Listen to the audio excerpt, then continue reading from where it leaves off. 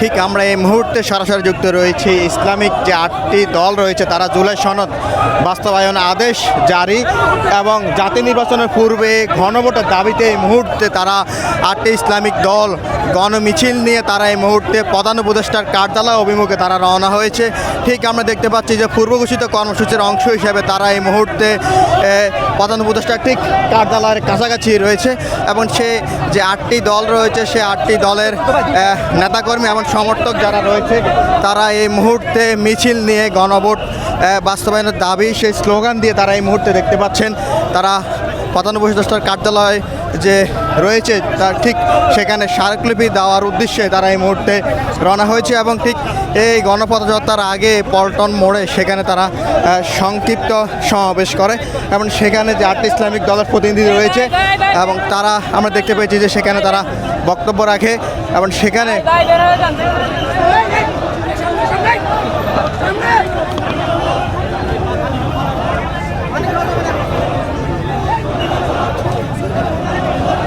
এবং সেখানে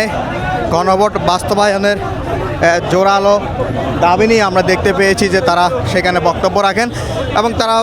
আন্দোলনের হুঁশিয়ারি দেন যদি সহজেই এই সরকার এই দাবিটি না মেনে নেয় এবং রাজনৈতিক সমঝোতায় মধ্যস্থ ভূমিকা না রাখে তাহলে তারা জানিয়েছে যে ঠিক 11 তারিখ পর্যন্ত তারা সময় দিয়েছে এবং ঠিক তারপরে তারা চলো ঢাকা চলো তারা কর্মসূচি দিয়ে পুরো ঢাকা ঘেরাও করার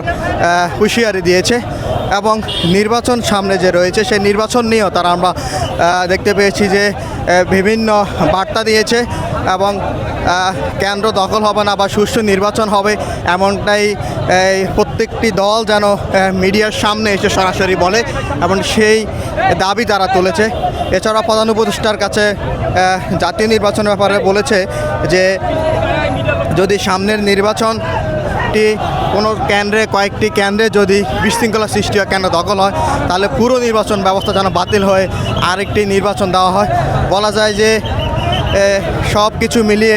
ইসলামিক যে 8টি দল তারা একরকম জোটবদ্ধ হয়ে এই মুহূর্তে তারা এই কর্মসূচি পালন করছে এবং সেই পূর্বঘোষিত কর্মসূচির অংশ হিসাবে তারা এই মুহূর্তে বিশাল গণমিছিল নিয়ে তারা এই মুহূর্তে প্রধান উপদেষ্টার কার্যালয় অভিমুখে তারা রওনা হয়েছে এবং এখানে ইসলামী আন্দোলন সহ বাংলাদেশ জামাত ইসলাম এবং ইসলামিক দলগুলোর যে সিনিয়র নেতৃবৃন্দ রয়েছে তারা মিছিলের সারিতে আমরা দেখতে পাচ্ছি যে তারা নেতৃত্ব দিচ্ছে এবং সেই ব্যানারে আমরা দেখতে পাচ্ছি যে দেখতেই পাচ্ছেন সেখানে লেখাই রয়েছে জুলাই সনদ বাস্তবায়নের যে আদেশ জারি এবং নির্বাচনের পূর্বে সে গণভোট আয়োজনের জন্যই এই প্রধান উপদেষ্টা বরাবরে স্মারকলিপি দিতে 8টি ইসলামিক দল সমন্বয় ইসলামিক দল তারা এই মুহূর্তে রওনা হয়েছে প্রধান উপদেষ্টার অভিমুখে। সেখান থেকে আমরা আপনাদের দেখানোর চেষ্টা করছি।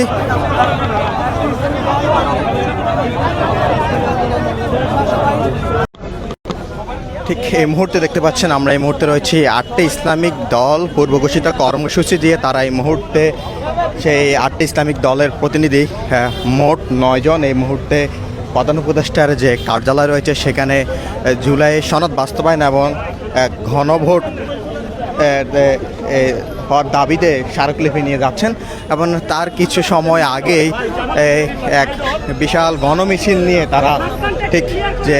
মৎস্য ভবন যে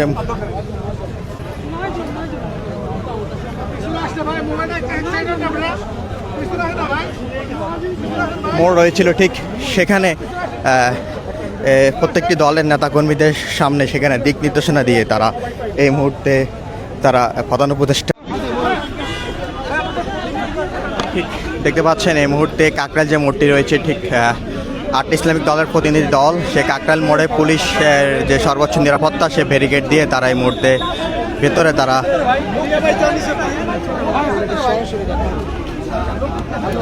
ভিতরে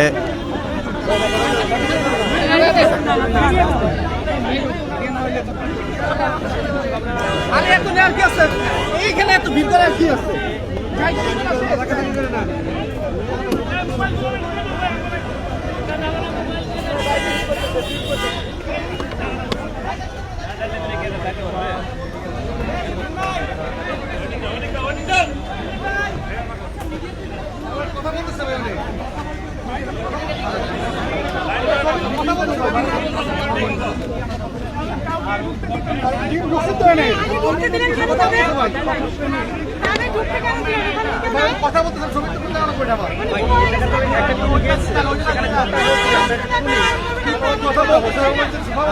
ভিতরে যাবো, আমাদের দরকারও নেই ভিতরে যাবো। কথা বলতেছে ভাই, প্রয়োজন নেই। ওই যে মিডিয়াতে দিচ্ছে ভাই, এই যে মিডিয়াতে দিচ্ছে ভাই, আর যাইতে দিতেছি ভিতরে তাকান ভাই, সবাই যাইতে দিতে হবে আর যাইতে ভাই ওখানে কথা বলতেছে আমার দোকানে আরে ভাই ওখানে কথা বলতেছে আমার কথা বলতেছে আপনি কি শুরু করছেন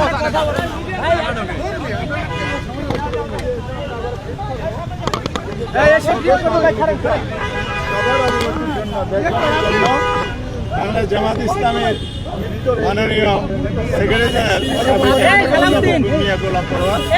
এখন পড়াশোনা হচ্ছে পরোয়ার ভাই কমেন্ট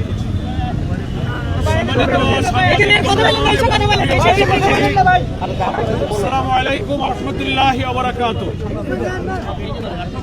আমরা অন্তর্বর্তীকালীন সরকারের মাননীয় প্রধান উপদেষ্টা বরাবর 8টি সমমনা দলের পক্ষ থেকে যে স্মারকলিপি আজকে পেশ করতে যাচ্ছি, সেটা জাতি এবং দেশবাসীর অবগতির জন্য জমা দেওয়ার আগে জানিয়ে যাওয়া আমরা প্রয়োজন মনে করছি। সেজন্য বাংলাদেশ জামাত ইসলামের আমির ডাক্তার শফিকুর রহমান, ইসলামী আন্দোলন বাংলাদেশের আমির পীর সাহেব চরমনাই, মুফতি সৈয়দ মোহাম্মদ রেজাউল করিম, বাংলাদেশ খেলাফত মজলিসের আমির মৌলানা মামুনুল হক, খেলাফত মজলিসের আমির অধ্যক্ষ মৌলানা আব্দুল বাসিত আজাদ,